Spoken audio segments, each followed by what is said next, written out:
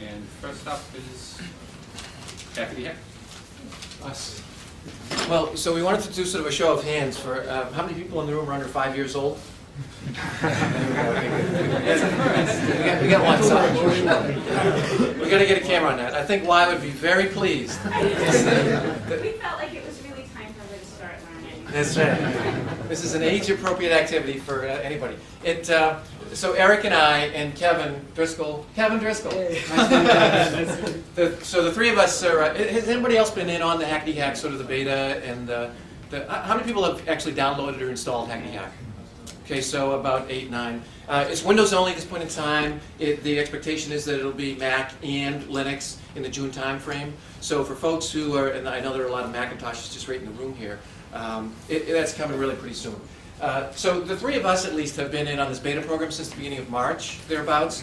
And we just kind of heard about it through Y's. I got it from Y's Poignant Guide, the mailing list. They kind of said, you know, if you're interested in this, and give a shout and let me know, and I'll get you signed up. So we didn't really know what we were getting into, but through the course of the next 45 minutes or so, Kevin, Eric, and myself will sort of share our experiences with this, and hopefully sort of give you a jump start on actually using it. So sort of the agenda is threefold, and we'll kind of launch into this in just a second.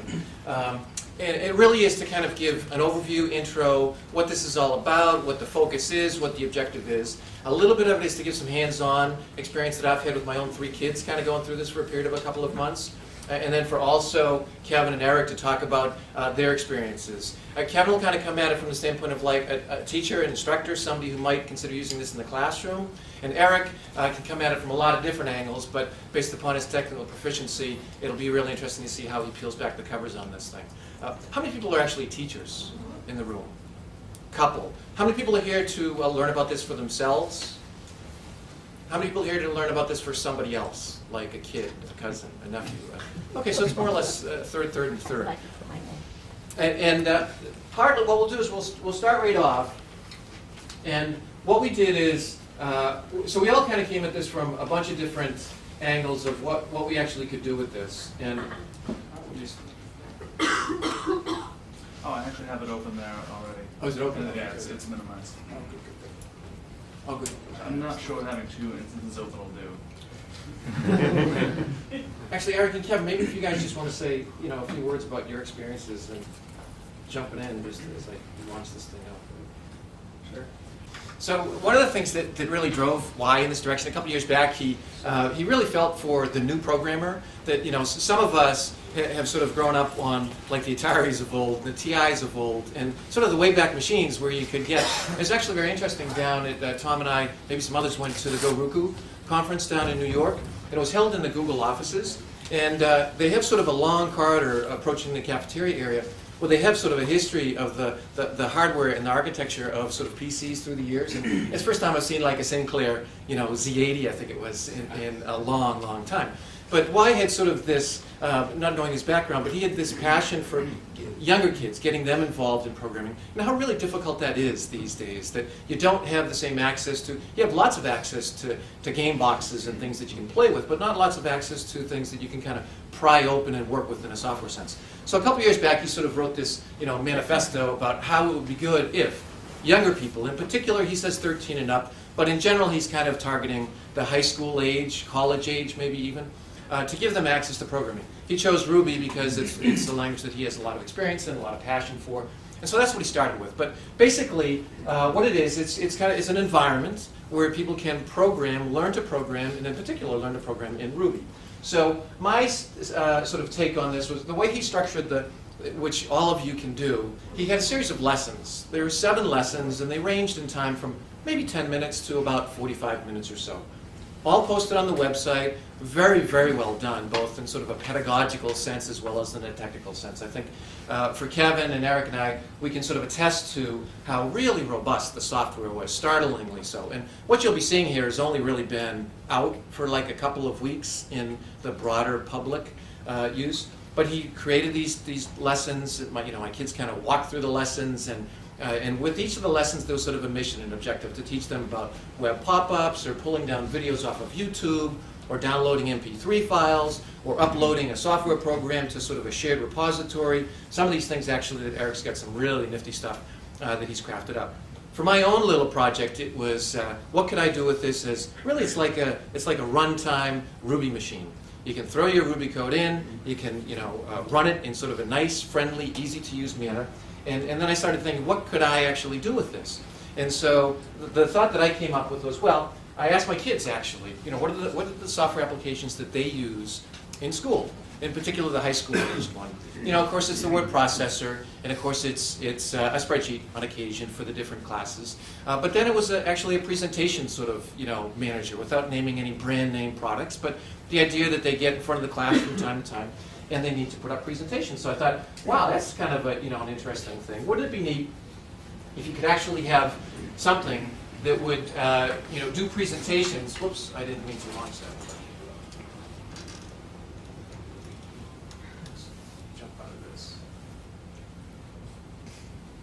If you actually could have presentations that that you could sort of manipulate, work with in Hackety Hack.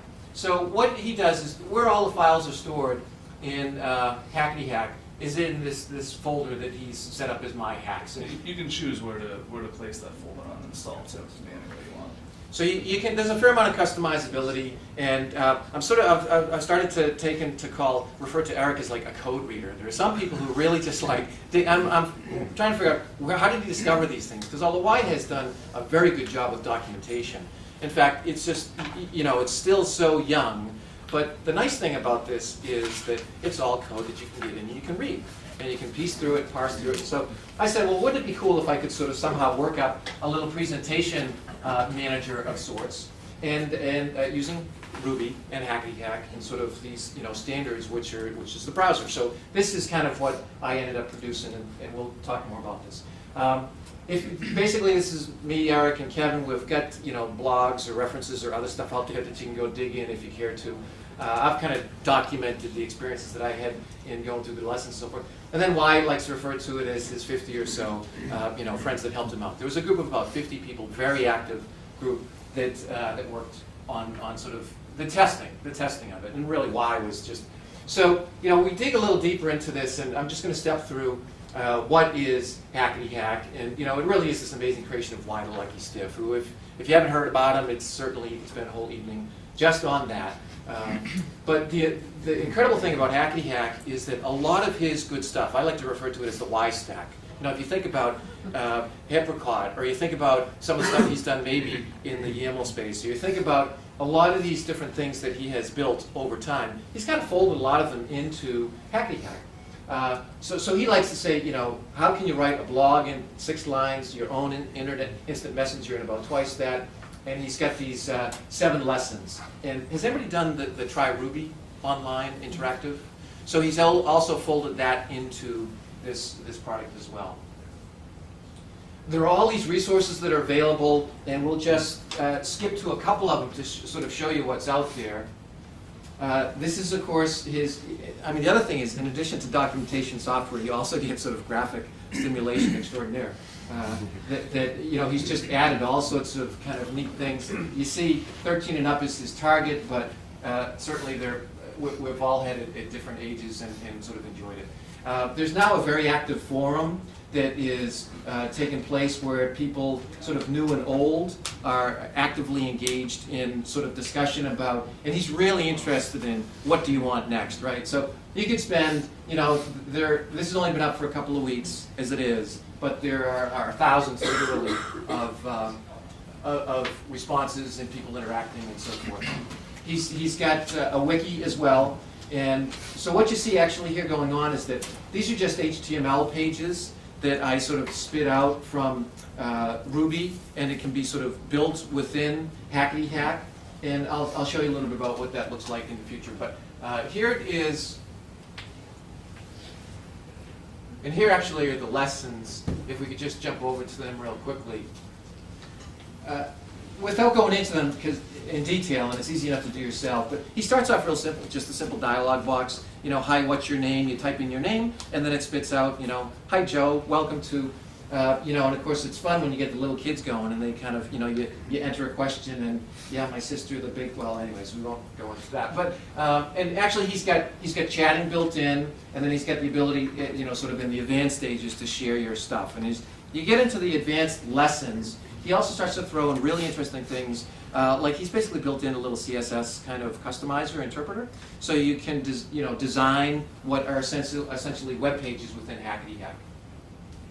So a really vibrant wiki is out there, and it's interesting. He sort of made this move just very recently. I don't know if anybody noticed it, but he had a blog called Red Handed, and he sort of has transitioned that, and maybe we can have some discussion later on about what people think about that, but into this more generalized blog, is my sense, on programming and programming technique and sort of programming vision. So, great deal of good stuff out there.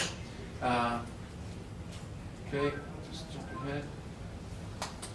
So just to kind of show some of the basics of what Hackety Hack looks like. It comes up, pretty simply. You can start a new program, you can learn interactively, and help. There's actually quite a bit of help online. It's actually some of the best documentation that I've found in a concentrated fashion for learning Ruby. I mean, it's kind of like he's distilled the nuggets that you really need.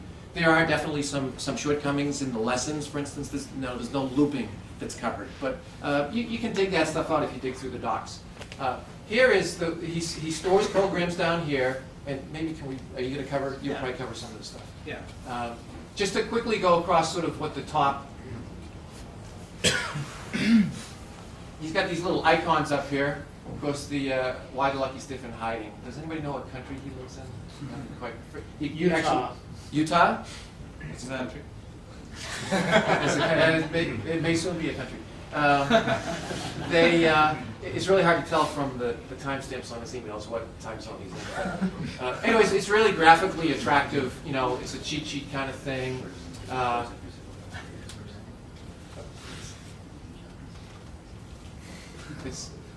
have big thumbs and those are small icons. So this is kind of a sort of a nice roadmap. He's broken it up into Hackety Hack sort of specifics. He's built in libraries, and he's done a lot of stuff where you can read in pictures. If you can just envision what nice little mini applications for younger folks to use, whether it's a photo album or a music sort of cataloger, video, and everything else. He's done a lot with sort of web libraries, the ability to grab stuff off the web, pop things up into a sort of a web window, or push things out and around the web. And then, maybe before I get too deep into this, maybe we can come back to, but for anybody who's done the interactive Ruby, what you can do is, you kind of go online, and it's just like IRB sort of in the console, and you can bang in Ruby commands. What he's done is he's sort of hitched that together with his lesson tutorials. So he has sort of, okay, type in your name, and then you go down and you type in your name interactively, and then he steps you through actually with some guidance as to whether or not you're on track. And then the last thing I'll just sort of show quickly is, so this is what the program window looks like, okay? So in essence, what you can do is you can just type in, and it's limiting in the sense that it's sort of, space constrained. The target isn't to have large programs that can be run within this. The target is more the 1, 2, 3 line programs that kind of show really neat, whizzy things. But the point really of this is that you in fact can do some pretty substantial programs, and you can cram them in, and then you can run them, and then in fact, what that did,